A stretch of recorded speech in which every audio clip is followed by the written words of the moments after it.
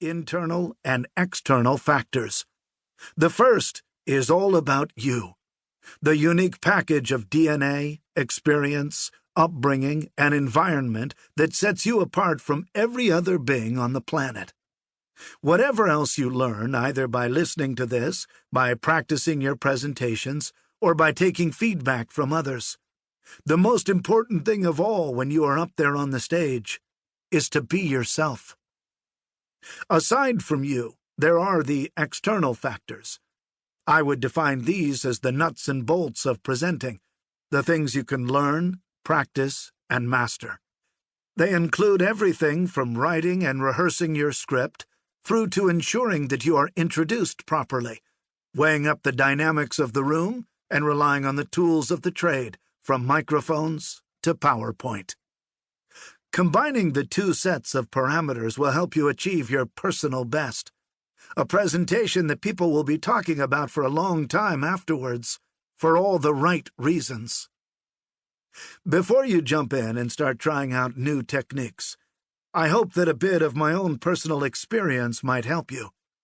Right from the early days of doing presentations, I always wanted to be good at it, so I read many books, watched great speakers, noted what they did well, and tried to incorporate it into my act.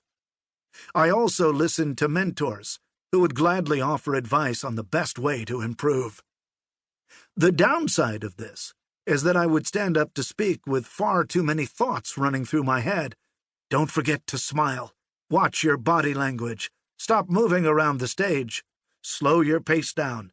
Allow a bit of rise and fall in your voice, and on and on. The truth is, I was so nervous that it was impossible to think of all these things at once. So, what I would say to you, if you are still on an upward learning curve of speech-making, is just concentrate on getting through it. Ensure that you know the content of your presentation as well as you can, and use your instincts to deliver it in the best way you think fit. The more practice you get, the more able you will be to start thinking about some of the more advanced techniques. For now, congratulate yourself on having had the skill and resilience to get up and speak in public. The chapters that follow are in rough chronological order, inasmuch as you have to write your presentation before you rehearse. In order to consolidate the learning of each chapter, there is a short optional activity at the end for you to try out, along with a summary in bullet point form of what you have just read. If there is a particular area of expertise that you are trying to master, it might be worth revisiting the relevant chapter summaries when you are next in the process of preparing to speak. If you are still not sure of where to start with brushing up on your skills, use the sorting grid to decide on your priorities.